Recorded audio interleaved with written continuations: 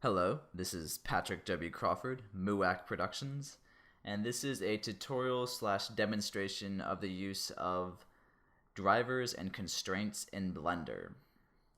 So over the past couple weeks, I've been creating realistic desktop items such as coins and scissors and tape dispensers, and I decided to take the project a little bit further and take a stapler that I had created and rigify it, so to speak, so that it could be used in animations quite easily. So what you see here is the finished Blender scene that I completed in last week's photo edit. So you can see it has a number of objects. Later I will create a tutorial on how I used a scanner to create these displacement maps for all the coins. And in the same way I used a scanner as the basis to create the 3D objects as sort of reference. But for now we're focused on the stapler. A couple weeks prior to that, I had created this edit, which is basically a demonstration on how I used drivers to control a stapler. So what this is showing is that using only the hinge of the stapler, I'm able to control obviously the rotation of the metal bits and the top bit of the stapler, but also the scaling of the spring at the appropriate time. I also created a short animation demonstrating this. So, except for at the very end, the only thing that I'm animating in this scene is the hinge.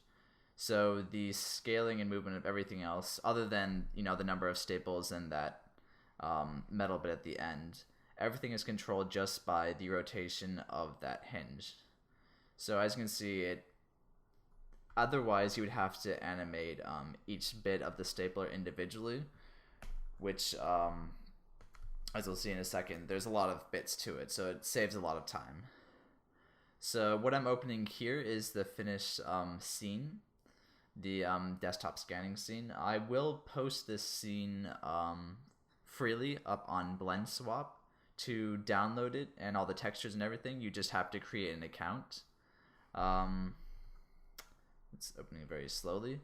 It is a good idea to create an account. The idea behind Blendswap is that the open source community supplies their high quality models for free so that other people can download it. So by creating an account and potentially uploading, then you're just furthering the community. I don't know why this is not opening. 1 second. Where's quits? There we go. Here we go. So here we have include the first layer. This is the final scene. So as I go into render view in just a moment, you'll see sort of as a preview of what you just saw in the final image. The only thing on Blendswap that I can't use is the wood texture, because that's from cgtextures.com, but all the other textures, like I said, I created from scan, so you'll have the high quality normal maps, the image of the cardboard on the tape and whatnot. And the materials are obviously internal. Right now, again, we're focused on the stapler. So this is just a demonstration of the setup.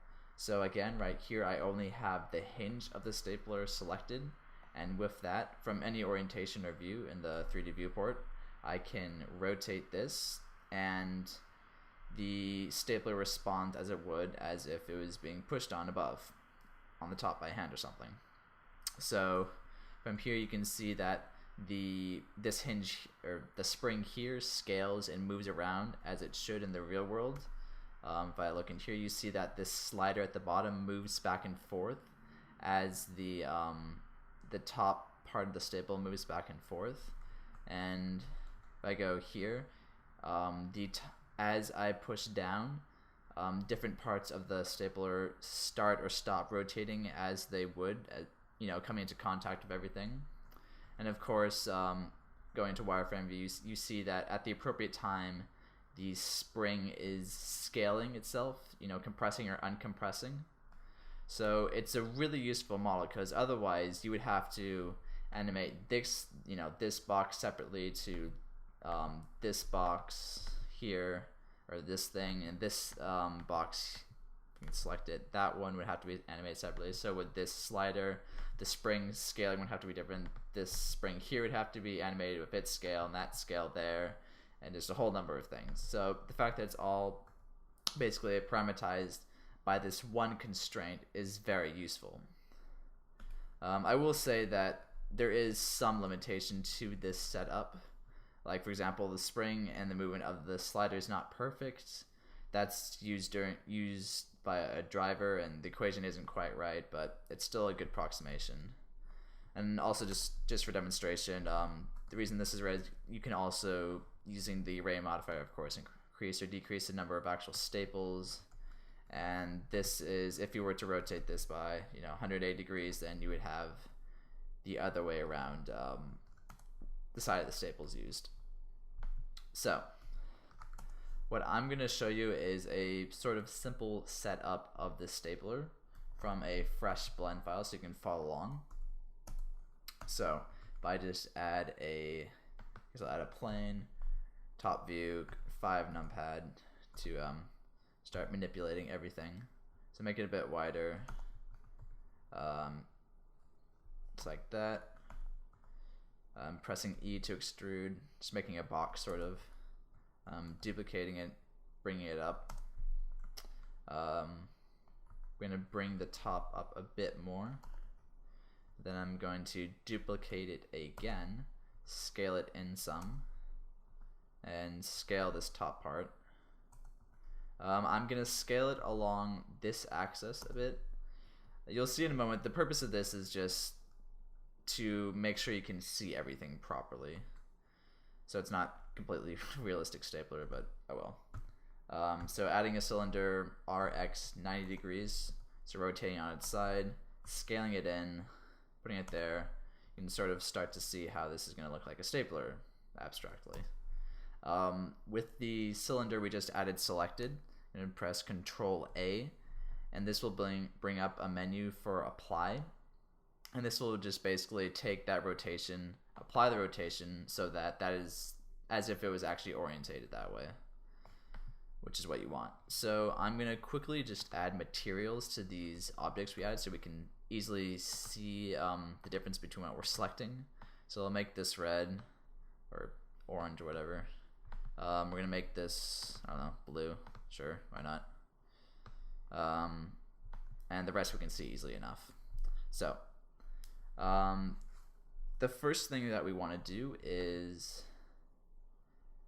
parent everything so that, okay, so first of all, let's name so you know what each of these things represent. This is the bottom, like the bottom bit of the stapler. This is the hinge. This would, actually I sort of have this backwards, but oh well. This would be, let me actually change that then. So this is like the metal box inside that actually holds the stapler, and say this is like the top.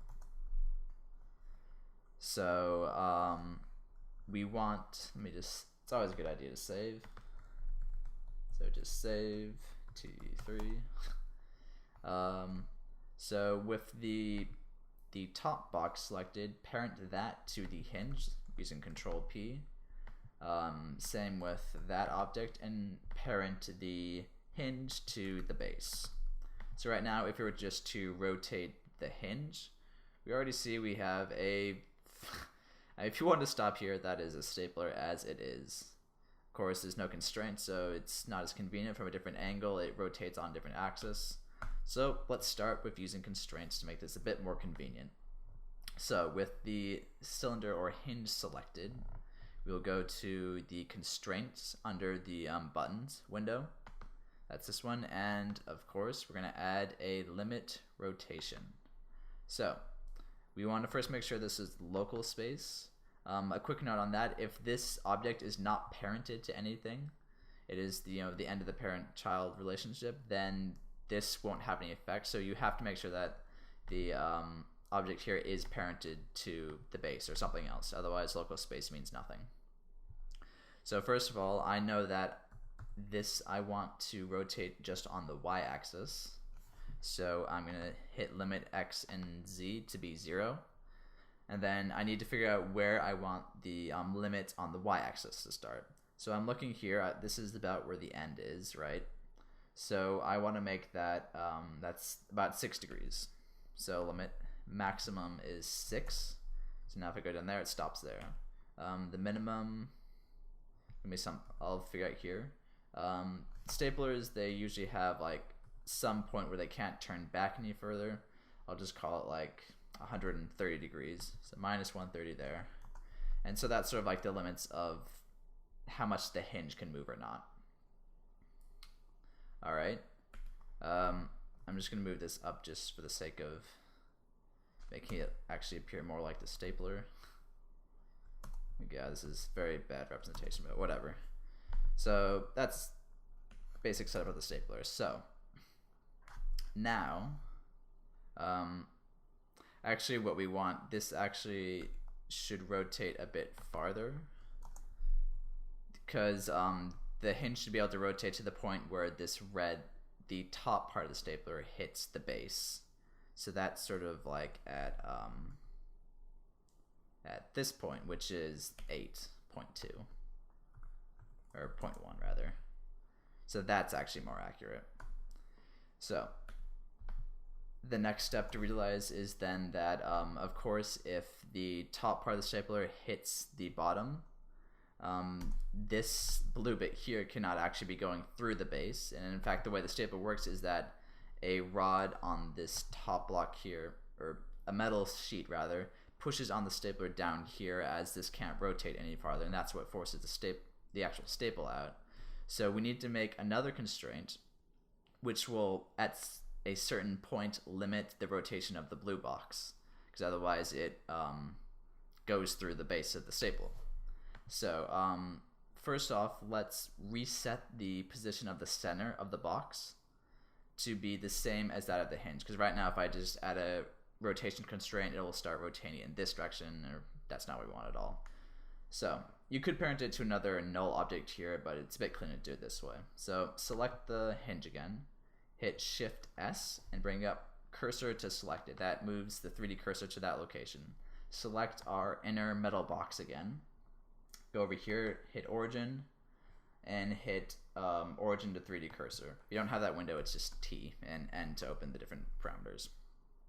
So now if you were just to select the box and rotate it, it goes around the hinge as it should. So the first constraint we want to add is, aside from this last moment here, we actually want it to be exactly the same. So first let me clear the parent of this. Clear parent, keep transformation, and let's parent it to the base actually. We still want this for the majority of the time to follow the hinge there. So we're gonna add a copy rotation here, and we're gonna copy the hinge, and you can keep it world space here. So again, it looks effectively the same now, it's just copying the rotation of the hinge in real time. But what this then allows us to do is to limit the rotation, or the amount that it copies. Again, we want to do local space, and excuse me, we want to find the point where we want to stop rotating. So that's sort of at this point. So 5.9 more or less. So if we do limit y, let's just make this something, worthless. Make this 5.9. It will never rotate more than that. So now, as we select our hinge again, we see at this point the top box and the middle box are together. Middle box being the blue box. But as I get to the point where the blue box hits the base, it stops rotating while the top red box does, which is exactly how a stapler works. So that is exactly what we want. Alright, so that is just using constraints. That's pretty good. So the next thing you would want to do is add the spring. Make the scaling of the spring change as the rotation of this changes. So the way we're going to do that is we're going to add another cylinder. That's just going to represent our spring.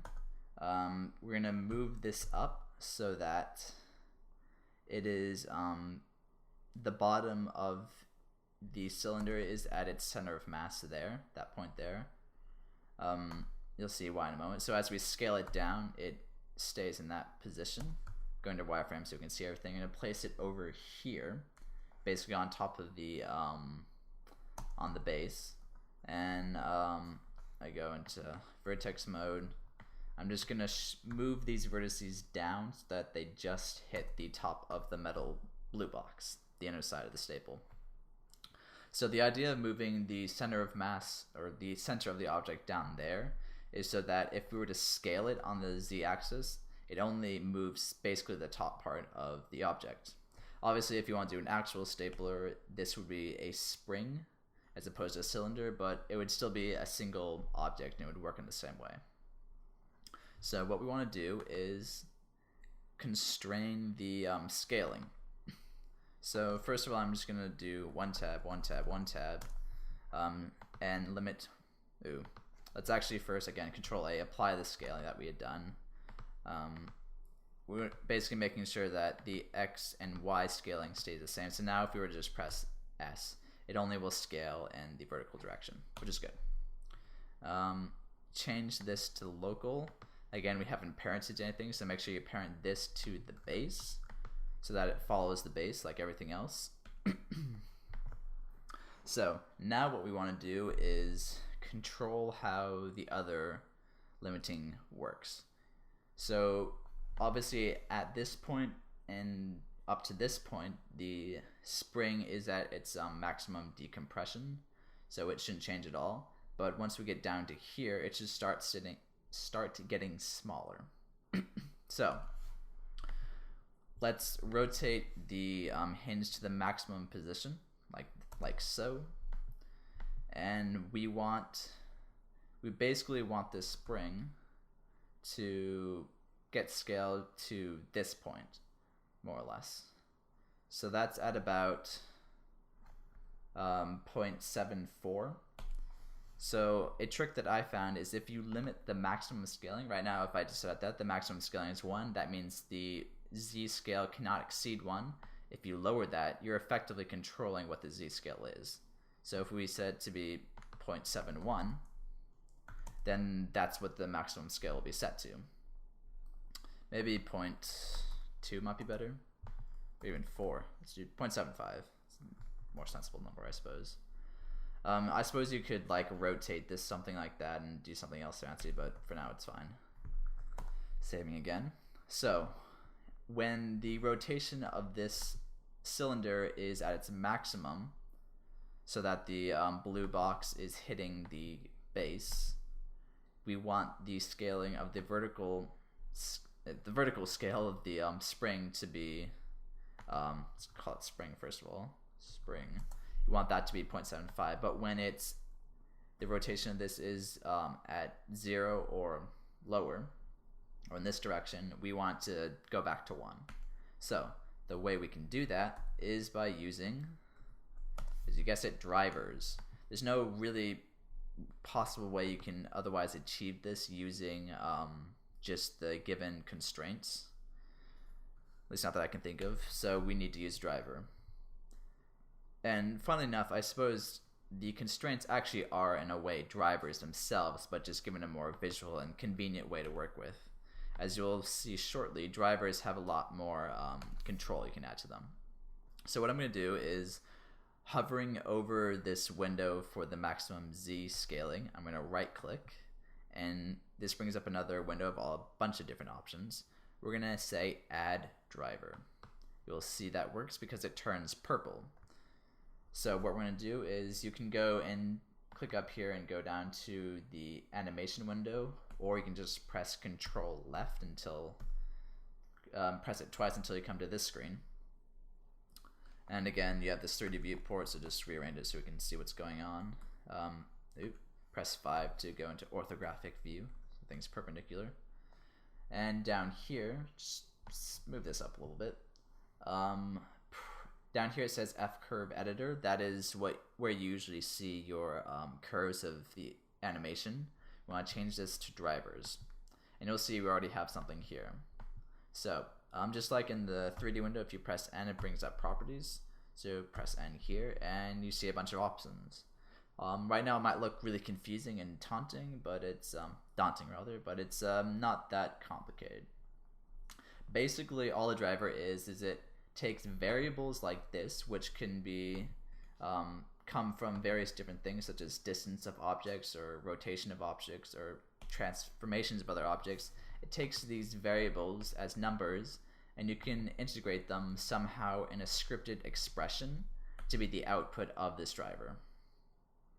So, for example, which is what we're going to be using here, is we're going to take the rotation of this object here and apply it in a way so that it affects the channel scaling of this object. So the way we're going to do this is, you can name it whatever you want. I'm going to call it Hinge, and what we want is transform channel. Local space is what you want, I believe, and what we want is, first of all, select your Hinge object here, and from this menu we want Y rotation. So if I turn on debug info here, you'll see that this is in radians, by the way. You will see that is the rotation of this of the hinge at that time. So if I press enter here, you see it's changed. If I press Alt R, that means it resets it. It goes update drivers. It goes to 0. So that's basically the representation of the rotation of the hinge. So at this max value,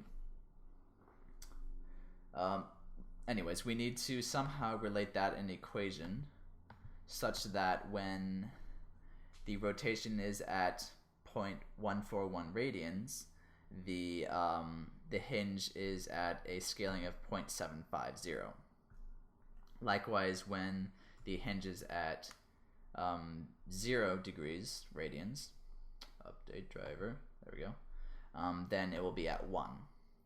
So the easiest way I found to do this was to do, so we know that 0.750 is the point that we want to rotate this so that it hits 0. It might be different for your scene or whatever your case is. So we basically, well, I mean, if you do this subtraction, that comes to 0.25 is, not saying this very well, am I? That's still the same value. You can see the same value is there, 0.75. So the purpose of this is that I know that when the rotation of this object is at 0, if I were to multiply by the variable we've set, then this subtraction also becomes 0, so it resets to 1. But if the hinge is at its maximum there, then I want to somehow increase this so that it is goes to 0.75. So the way we're going to do this is we're going to basically make a proportional multiplier.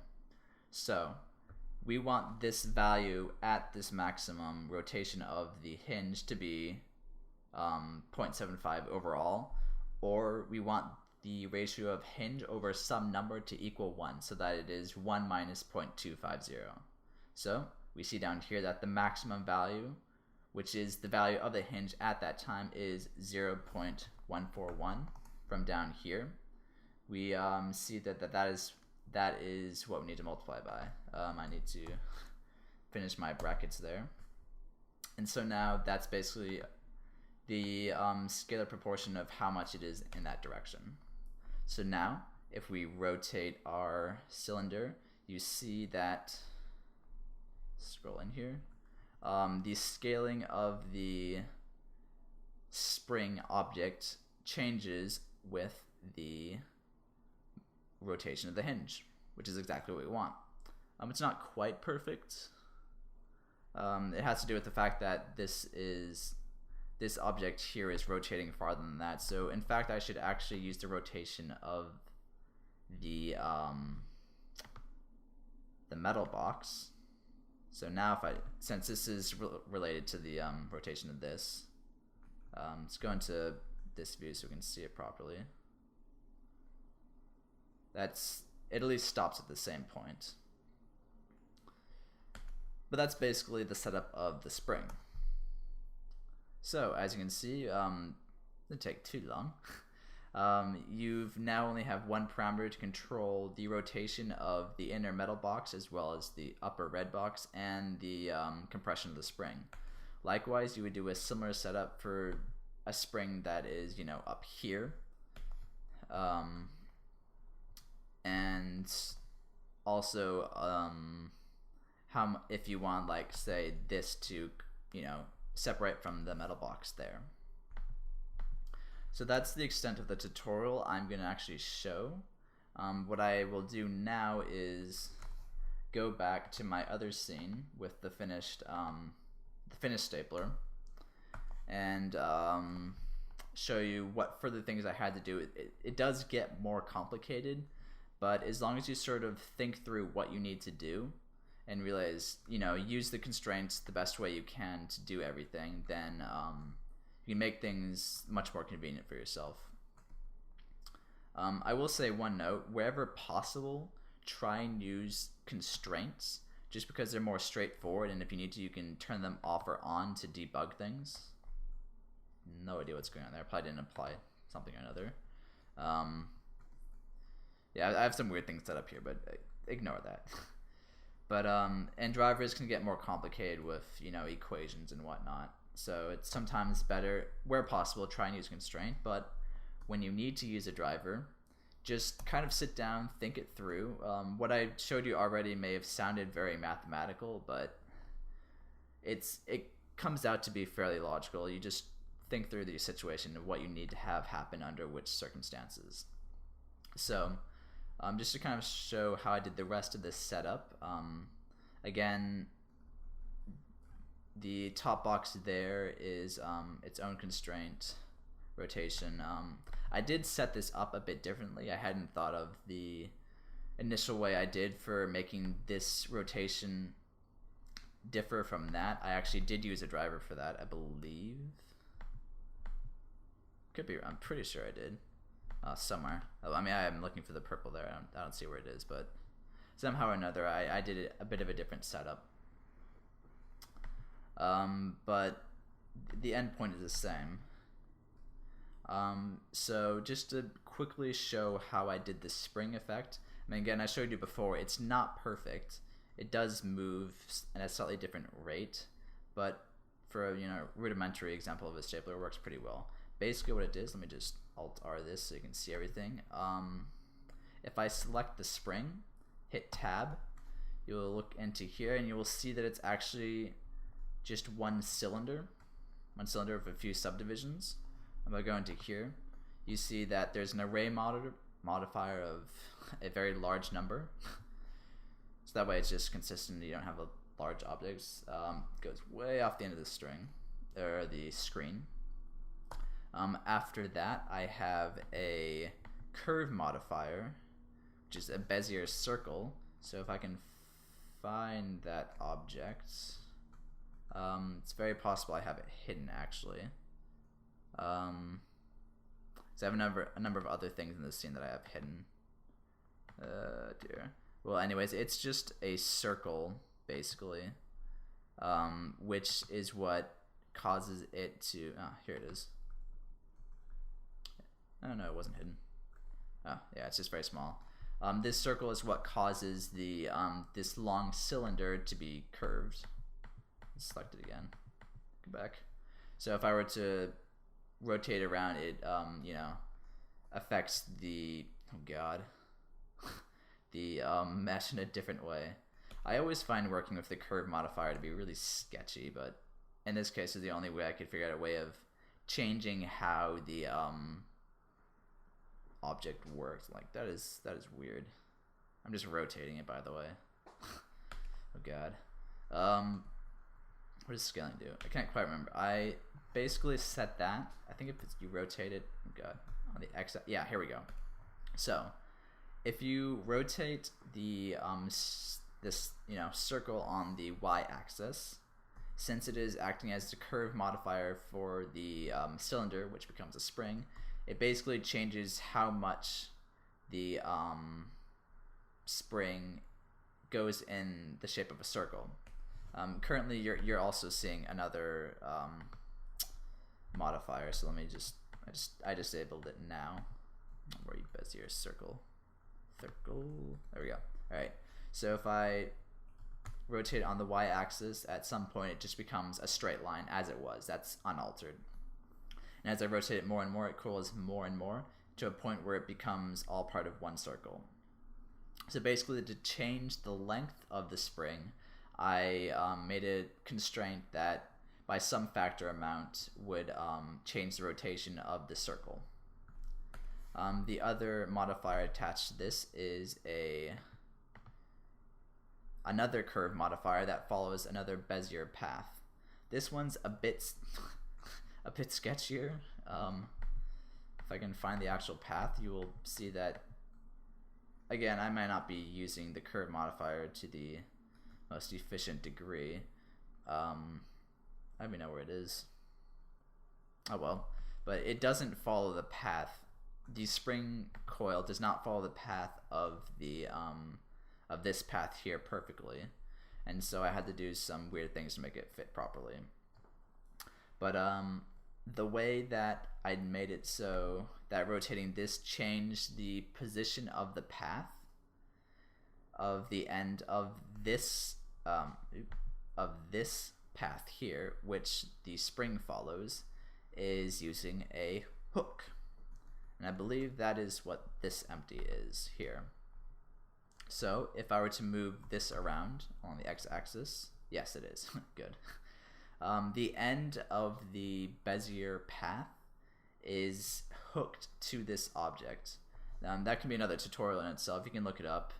You basically select an object, hit Control H, and you're able to hook it somehow. But basically, it, at least in this case, roughly follows the position of your the object you hook it to, and so you can animate the position of this object to change where the hook is. And so basically, using that and connecting this slider to this, or somehow or another, I was able to control the position of the hook, or rather the position at the end of the spring, as I rotate this object. And in this way, you can make all the aspects of the stapler rig. Again, this is that ending part is a bit more complex, takes a bit more thinking to get it down, but once you do have it set up, it's pretty elegant, and it makes animation effortless. Like, again, not having this rig set up, you have a lot of individual things to animate and deal with, and it does in the end benefit you to take the time to set up a rig like this, as opposed to just saying, oh, I'll just animate it all later. So I hope you enjoyed this. Again, this entire scene will be available on Blendswap. I'll change the rotation of this a little bit, maybe like back there, wherever it was. That. So if you want to download the final thing there, just as a point of reference, this is a pretty high quality model of a stapler I've made, as well as of the tape. But even the stapler alone, if you were to go into turbosquid.com, there are some that are priced for $30 that don't look as good as this. So you're getting a pretty good deal by going online to Blendswap to get this. So make an account, download the file, and have it for yours, free of use. And hopefully someday you'll upload some blend edits of your own to help benefit the community.